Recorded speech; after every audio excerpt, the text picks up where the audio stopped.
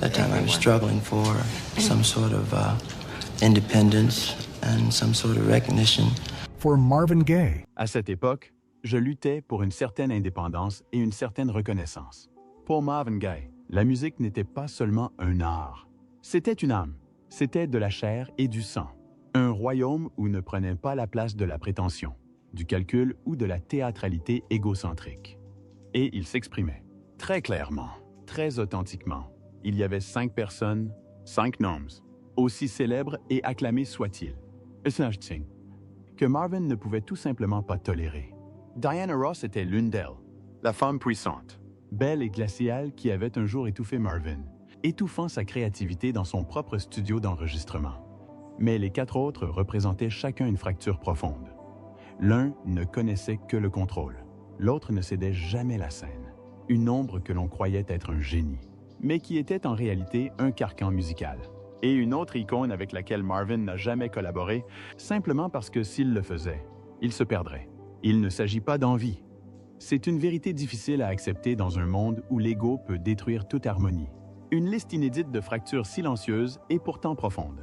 Et maintenant, nous allons ouvrir la porte des coulisses où Marvin a dit un jour « Non, non par manquer de respect, mais parce qu'il refusait de perdre son âme. » N'oubliez pas d'aimer, de laisser un commentaire et de vous abonner dès maintenant pour découvrir une histoire que personne n'a osé raconter. Car derrière ces chansons d'amour immortel se cachaient 5 personnes que Marvin Gaye ne pouvait soutenir. Berry Gordy a un jour conseillé à Marvin Gaye de ne pas trop réfléchir, rien que de voir Marvin laisser les filles crier. Cette phrase, apparemment douce, était pour Marvin comme une boule de glace qui se resserrait autour de sa gorge chaque fois qu'il essayait de faire entendre sa vraie voix. Cela ressemblait à un conseil, mais petit à petit, Marvin comprit que c'était un ordre et que c'était aussi la frontière que Gordy avait tracée très tôt entre un chanteur noir lucratif et un être humain doté d'une âme. Des années plus tard, Marvin raconta qu'à l'époque où il écrivait « What's Going On », il avait l'impression de vivre dans une prison scintillante. Il y avait de l'or, il y avait la gloire, mais il n'y avait pas de liberté. Personne ne lui interdisait de parler, mais personne ne voulait l'écouter. Le genre de musique qu'il voulait composer sur la guerre, le drogue, l'injustice, la désorientation des hommes noirs revenant du champ de bataille. Tout cela était jugé trop lourd. Et lorsqu'il apporta l'enregistrement à Gordy, l'homme déclara sans détour « Ce n'est pas un tube. Personne ne veut de chansons engagées. » Détroit, Hiva 1970. Marvin portait un long manteau beige, assis seul dans sa voiture devant le siège de Motown. Les lampadaires étaient tamisés. La neige tombait légèrement. À côté de lui se trouvait un carnet rempli de brouillons de paroles inachevées. Père, père, il n'y a pas lieu d'envenimer les choses. Il avait écrit ces lignes non pas pour vendre des disques. Il les avait écrites parce que c'était un appel à l'aide pour son frère, qui revenait du Vietnam, le regard perdu, ne sachant plus qui il était. Il écrivait pour les enfants battus dans les rues. Il écrivait pour lui-même, l'homme qui avait un jour souri, été montré, aimé, mais qui se sentait toujours vide. Il ne voulait plus être le Marvin Gaye de la Motown, non plus le crooner romantique aux yeux rêveurs et aux douces chansons d'amour. Mais Marvin, l'artiste noir qui voyait le sang, la colère, l'amour et le désespoir dans un même rythme. Et cela, pour Berry Gordy, était une menace. Berry Gordy était un génie stratégique. Mais c'est aussi lui qui a bâti un empire fondé sur le contrôle absolu. Marvin a dit un jour que travailler avec Gordy, c'était comme vivre dans un rêve écrit par quelqu'un d'autre. Chez Motown, tout était conventionnel. Des notes à la présence sur scène, ce que Marvin portait, sa façon de chanter, et même ses réponses aux interviews. Tout était méticuleusement calculé. Il faisait partie d'une chaîne industrielle, un produit de marque. Mais Marvin ne pouvait plus faire semblant. Le décès de son ami proche, Tammy Terrell, après une série de problèmes de santé, le retour de son frère du champ de bataille, tel un œuf de Pâques, et la brutalité croissante de la police envers les Noirs l'étouffaient de l'intérieur. La musique était le seul moyen de respirer. Et il le savait. S'il continuait à écouter Gordy, il se noyerait dans le silence imposé par cette industrie. Marvin entre seul en studio, sans la supervision de Gordy. Il a fait appel à des musiciens de jazz chevronnés, enregistrant ce qui se passe dans quelques jours avec des morceaux entièrement nouveaux. De la soul mêlée de jazz, de funk, de gospel et même de douleur. Il ne chantait plus pour la radio. Il chantait pour son âme. Gordy a entendu l'enregistrement et était furieux. le qualifiant de musique invendable. Pas de sortie, pas de promotion. Mais Marvin n'a pas reculé. Il a déclaré qu'il n'enregistrerait plus si ce qui se passait n'était pas publié. Un artiste noir osant défier le plus puissant magnat de la musique noire de l'époque, cela n'était jamais arrivé. Mais Marvin avait franchi la ligne. Finalement, Motown a cédé. Le disque est sorti. Et en quelques semaines, il est devenu le single le plus vendu de l'histoire de Marvin Gaye. Puis l'album du même nom, telle une bombe faisant exploser la vieille définition de la soul de divertissement. Marvin avait gagné, mais le prix à payer était une rupture irréparable. Gordy ne pardonna jamais vraiment à Marvin d'avoir rompu avec le moule. Dès lors, leur relation fut une guerre silencieuse. On souriait toujours devant l'autre, on se serrait toujours la main lors des conférences de presse. Mais à l'intérieur, il y avait une distance plus grande que l'argent ou la célébrité. Marvin m'a confié un jour qu'il ne me voyait plus comme la chanteuse de Motown. Je pense qu'il s'est senti trahi, mais j'essayais juste de survivre. Ce n'était pas une bataille entre deux hommes, c'était une bataille entre deux époques, entre une musique noire adoucie pour plaire au marché et une musique noire qui exprimait la vraie douleur, les vraies racines.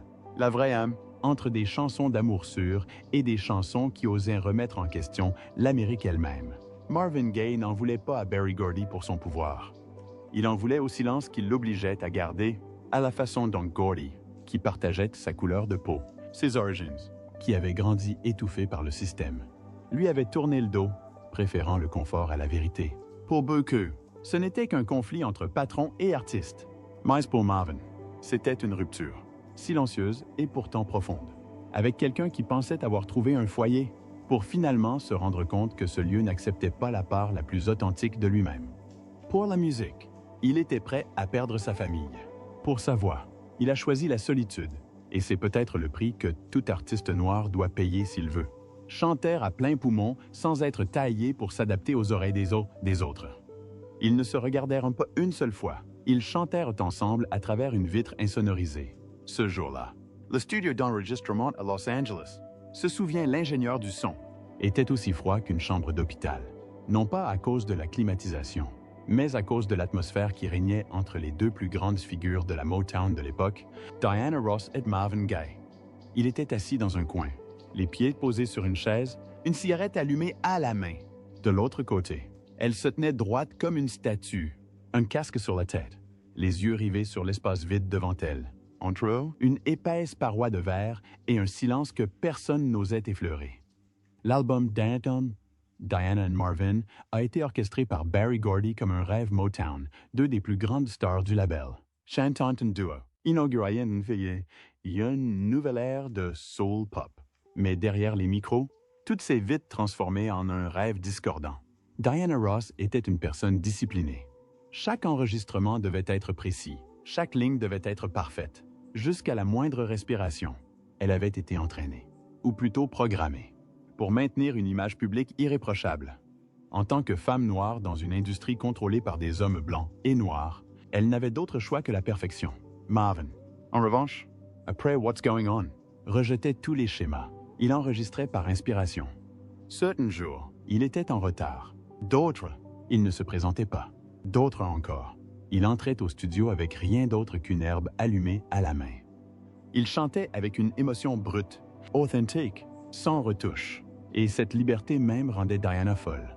Il ne discutait pas, ne se coordonnait pas. En fait, la plupart du temps, il n'enregistrait pas simultanément. L'un arrivait, l'autre partait. Deux voix fusionnées par la technique, non par l'émotion. C'étaient deux flammes, mais elles n'ont jamais brûlé dans la même direction. Les rumeurs se sont vite répandues dans le studio. Ils ne s'aiment pas. A confier un assistant. Non pas à cause de leur personnalité, mais à cause de leur énergie. Ils ne respirent pas le même air. Diana était habituée au contrôle. Mais face à Marvin, qui rejetait tous les cadres, ne faisait de compromis avec personne, ne plaisait à personne. Elle ne savait plus où donner de la tête. Marvin se sentait étouffé. Il avait dit un jour, « Je ne pouvais pas être moi-même dans cette pièce. » Chaque fois que Diana demandait à réenregistrer un passage, il quittait la pièce en silence, sans discuter, mais sans céder non plus. La tension ne dégénérait pas en dispute, mais transparaissait dans chaque soupir, chaque enregistrement fragmenté. Et le plus terrifiant, c'est que personne n'est intervenu. Ni ingénieur, ni producteur, ni Berry Gordy. car pour Motown, tant que l'album était terminé, plus rien n'avait d'importance. L'album Diana and Marvin est sorti fin 1973 et, curieusement, il a toujours connu le succès. Des chansons comme You're a Special Part of Me et My Mistake Was to Love You étaient toujours appréciées et jouées sans cesse. Mais ceux qui étaient en studio savaient que derrière les harmonies se cachait une distance effrayante. Aucun d'eux ne chantait vraiment ensemble. Un ingénieur du son avait confié un jour qu'à chaque fois que Diana quittait le studio, Marvin entrait, et vice versa. Personne ne le disait, mais tout le monde savait qu'ils s'évitaient.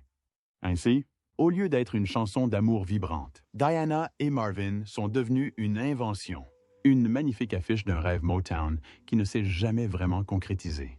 Marvin a confié plus tard, « J'ai toujours eu le sentiment, dans cette pièce, que je n'avais pas ma place, non pas à cause de Diana, mais à cause de toutes les attentes placées en moi. » Sorrell, sur ce que cet album était censé devenir. Il ne lui en voulait pas, mais il ne lui pardonnait pas non plus la façon dont tout avait été forcé à l'image d'un couple parfait, même s'il n'en était jamais un.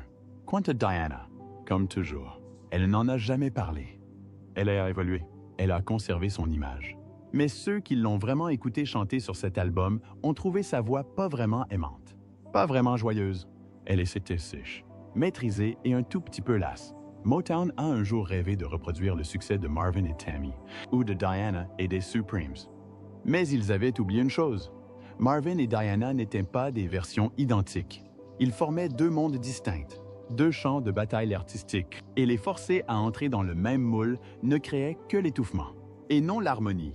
Tout le monde n'est pas fait pour un duo, et tous les rêves ne devraient pas être concrétisés.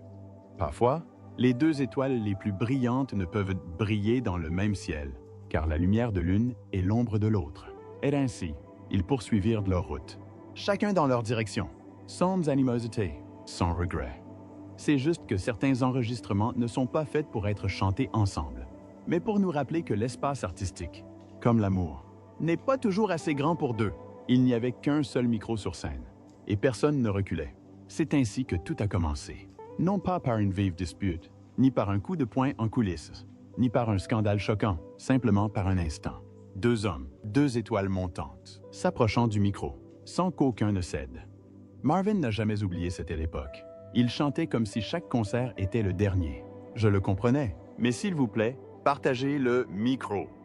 Il a dit un jour à un ami après le spectacle que sa voix n'était pas en colère, juste un soupçon de lassitude, une sorte de blessure douce, mais bien réelle. Motown Revue, 1966. Marvin avait déjà plusieurs grands succès.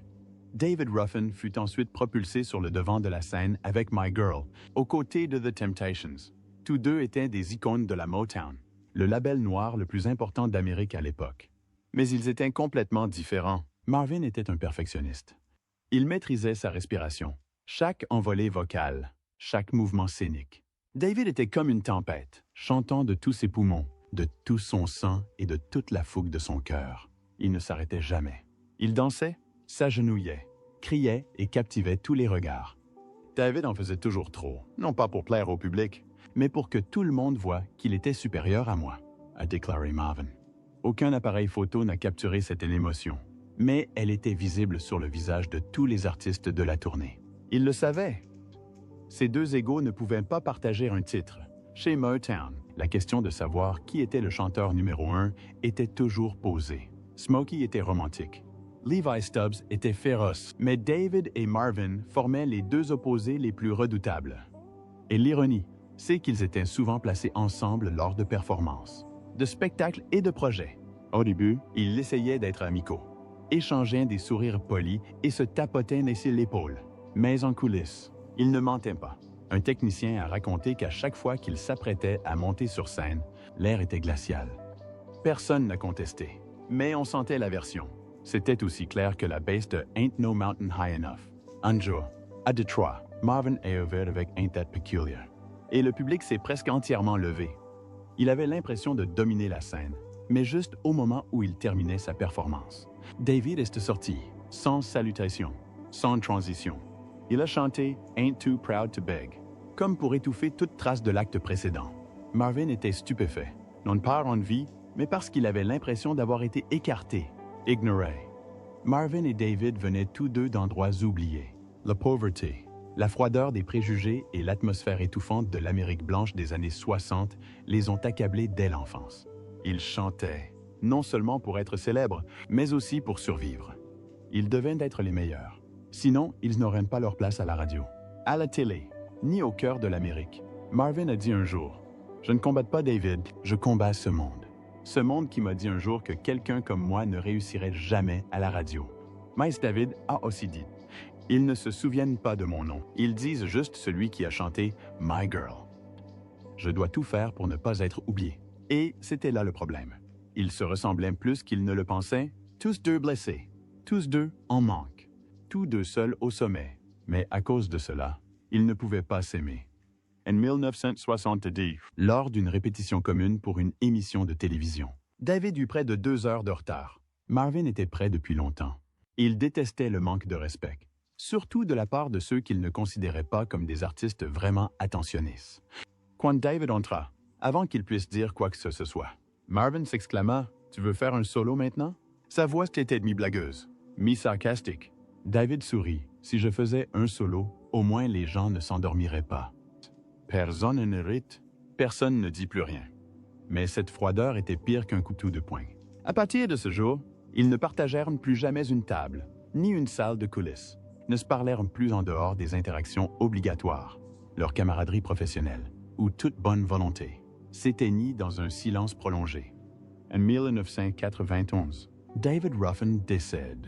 Marvin ne pleure pas, mais reste silencieux pendant très longtemps. Un ami proche raconte, la seule fois où il mentionne David, c'est lorsqu'il dit « il chante de toutes ses forces ». Parfois, c'est ce qui pousse les gens à partir trop tôt.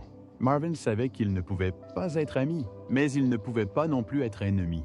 Car au fond, il comprenait David comme seuls ceux qui ont subi des blessures similaires peuvent le comprendre. Ils étaient tous deux brillants, mais la lumière de l'un obscurcissait toujours celle de l'autre.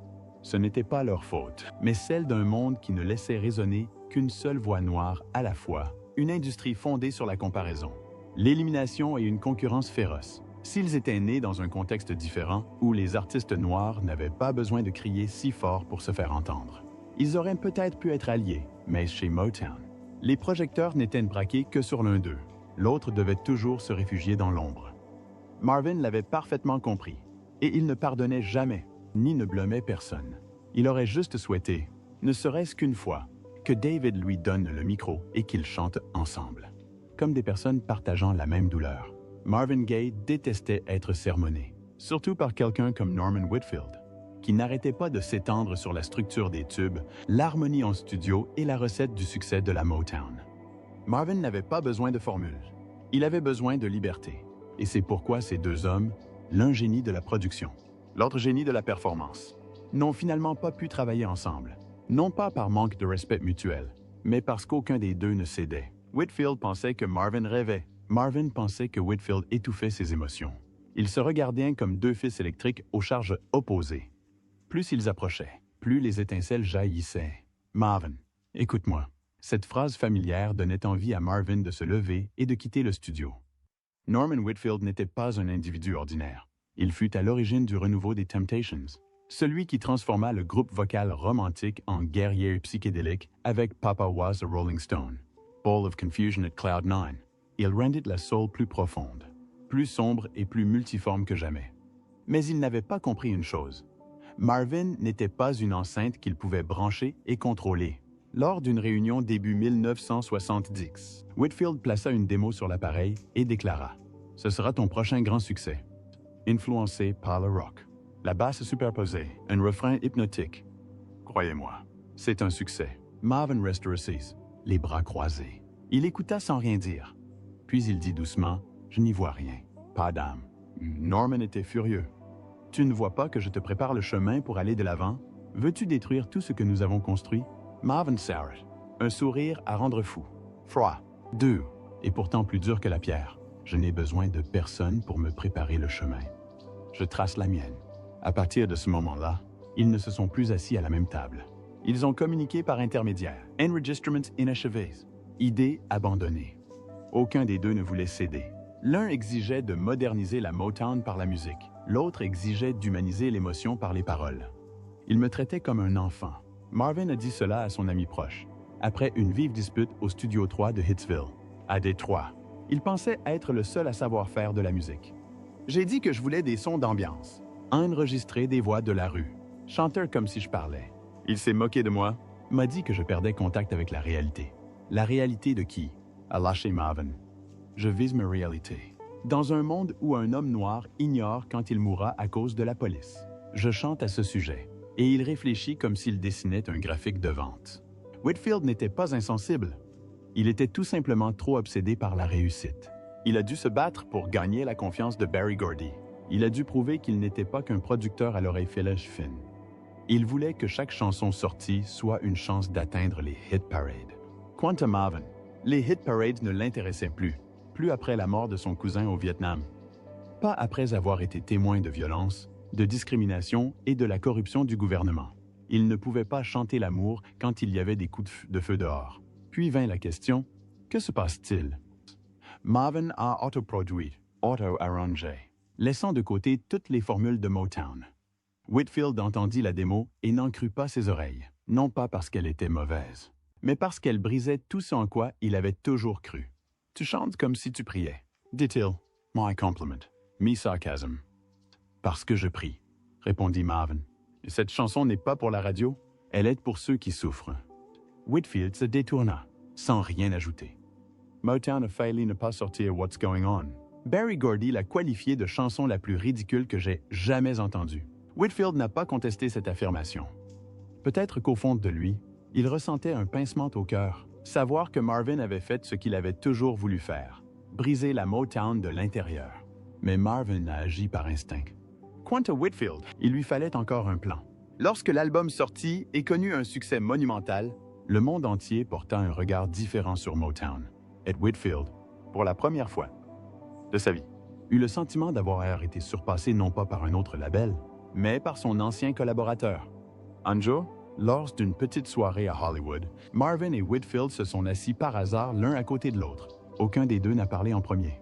Puis, après quelques verres, Marvin s'est retourné et a dit « Tu sais, je ne te déteste pas, mais j'aurais aimé que tu m'écoutes une seule fois, au lieu de t'écouter toi-même. » Whitfield eut un rire sec. « Tu sais, Marvin, je ne voulais pas te voir te consumer dans cette chose qu'on appelle la liberté. Ce monde ne pardonne pas aux artistes. » Marvin hocha la tête. Ses yeux étaient lasses. Mais il ne pardonne pas non plus à ceux qui renient leur propre âme. Whitfield continua de produire des œuvres techniquement sophistiquées. Il élevait la soul à de nouveaux sommets sonores, mais ne créa jamais de What's Going On. Marvin poursuivit avec Let's Get It On. Puis Here, My Dear, et enfin Midnight Love. Parfois, il trébuchait, parfois il brillait, mais il restait toujours lui-même. Whitfield a déclaré un jour dans une rare interview. Marvin n'était pas quelqu'un de facile à côtoyer. Mais s'il l'avait été, il n'aurait pas laissé un tel héritage. Marvin et Whitfield ont chacun choisi leur voie. Ils se sont affrontés, se sont disputés, mais aucun n'avait tort. C'est juste que, parfois, la musique a besoin de deux esprits différents pour exister. Et parfois, ces deux esprits ne peuvent pas être réunis. Marvin Gaye n'avait pas besoin de Norman Whitfield. Norman Whitfield n'avait pas non plus besoin de Marvin Gaye. Mais la musique mondiale avait besoin des deux. Marvin Gaye sortit un jour d'une salle de réunion à Los Angeles au début des années 80, laissant derrière lui un silence étrange et les regards étonnés de l'un des plus grands producteurs du monde. La salle résonnait encore des rires polis de Quincy Jones, qui venait d'offrir à Marvin l'une des opportunités les plus alléchantes de sa carrière, enregistrer un album avec lui. L'homme qui venait de contribuer à façonner le monde et qui s'apprêtait à redéfinir la musique pop avec le Thriller. Marvin ne refusa pas un mot. Il s'est simplement levé, serré la main et est parti, lentement, comme s'il quittait une vie qui ne lui était pas destinée. Personne ne comprenait. Mais lui, ça, c'étaient deux hommes, tous deux dans le monde de la musique, mais qui voyaient la vie à travers deux prismes complètement différents. Quincy était un architecte. Il construisait des chansons comme un bâtiment, couche par couche, étage par étage. Chaque battement, mesuré et calculé à chaque respiration. Il croyait à la structure, aux équipes, aux rêves américains raffinés. Marvin ne l'était pas. C'était quelqu'un qui fermait les yeux, mettait un casque et chantait comme si c'était la dernière fois de sa vie. Sans plan, sans planning d'enregistrement précis, parfois sans aucun producteur. Pour lui, la musique était du sang, une pulsation, quelque chose qui ne devait pas être produit. Que s'est-il donc réellement passé lors de leur rencontre? Quincy était animé de bonnes intentions. Il admirait Marvin depuis ses débuts chez Motown, en passant par What's Going On, Let's Get It On, et même les chansons d'amour spontanées qui ont suivi. Quincy était convaincu que leur collaboration créerait un événement extraordinaire. Il imaginait un album aux harmonies profondes et tranchantes, aux cordes douces et à la batterie soul teintée de jazz. Le chant de Marvin, presque chuchoté, était pourtant envoûtant, un mariage de rigueur classique et d'instinct brut. Il croyait pouvoir apprivoiser Marvin sans perdre son âme. Mais Marvin refusait d'être apprivoisé. Il ne voulait même pas qu'on pense qu'on l'apprivoisait. Il a dit un jour à un ami proche après la réunion, « Quincy est un génie, mais trop complexe, trop parfait. Je ne crois pas à la perfection. Je crois au chaos, aux choses qui doivent être chantées avant même de pouvoir être écrites. » Marvin n'avait plus besoin de producteur. À ce moment-là, il écrivait, arrangeait, mixait et ajustait lui-même chaque note de basse. Au cœur de la nuit, Quincy était peut-être le roi du studio, mais Marvin n'avait pas besoin de trône. Il lui fallait seulement de l'ambiguïté, de l'espace, un espace pour que son âme imprègne chaque note. Certains disaient que Marvin craignait Quincy, craignait les contraintes, craignait de devoir s'astreindre à un emploi du temps de 9 à 17 heures en studio. Mais ce n'était pas vrai. Il ne craignait pas Quincy. Il le respectait, mais entre eux, un gouffre infranchissable. L'un pensait que l'art nécessitait une organisation. L'autre pensait que l'art était une question de lâcher prise. Quincy a déclaré plus tard dans une interview en 1989, « Je voulais Marvin, mais Marvin ne voulait pas de producteur. C'était lui le producteur. Je ne pouvais pas suivre son chaos. » Ce n'était pas que Quincy n'était pas assez talentueux pour suivre le rythme. C'était simplement qu'il refusait de s'aventurer dans un monde sans carte. Personne ne veut se retrouver confiné dans une tempête sans savoir quand elle s'apaisera. Et ainsi, cette collaboration potentielle entre deux des plus grands musiciens noirs de la musique américaine s'est évanouie après une simple conversation. Sans animosité, sans dispute. Pas de conclusion définitive. Non, je t'appelle plus tard. Juste un léger hochement de tête et une porte qui se referme tout doucement. Les fans furent déçus. Ils imaginaient un Marvin introduit par Quincy dans l'univers du thriller, des projecteurs, des morceaux danse profonds. Un Marvin des années 80 plus splendide. Peut-être moins solitaire. Mais Marvin ne voulait pas vivre dans ce monde imaginaire. Sa place n'était pas sur les scènes de Las Vegas ni lors des cérémonies de remise de prix. Il préférait les salles faiblement éclairées, avec une musique de fond douce et un micro rouillé capturant les soupirs d'une âme agitée. Quincy, quant à lui, continuait son ascension. Il a créé des thrillers. Il a marqué l'histoire. Il n'avait pas besoin de Marvin, mais il ne l'oublia jamais. Un jour, Quincy mentionne Marvin Lorst.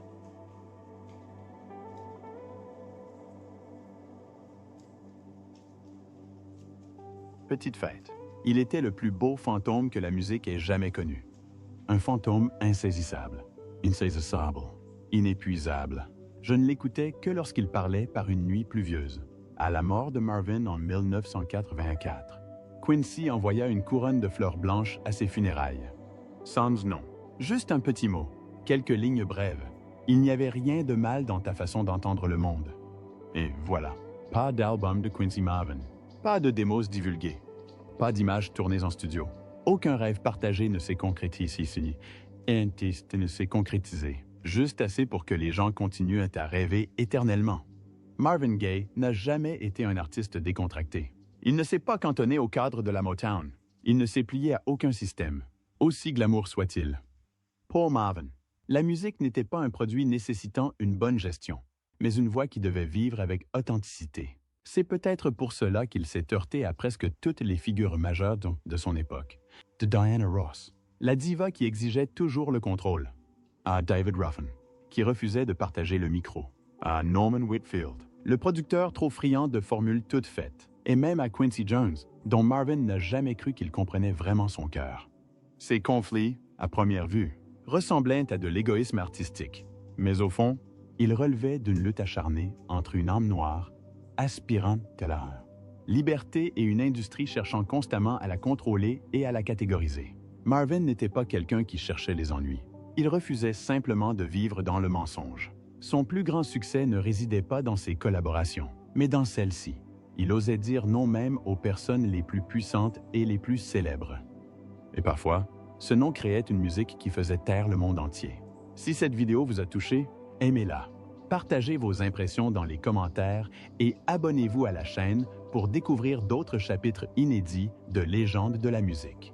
Dans l'ombre, elles étaient humaines, pleines de douleur, de désir et d'une fierté énigmatique, comme chacun d'entre nous.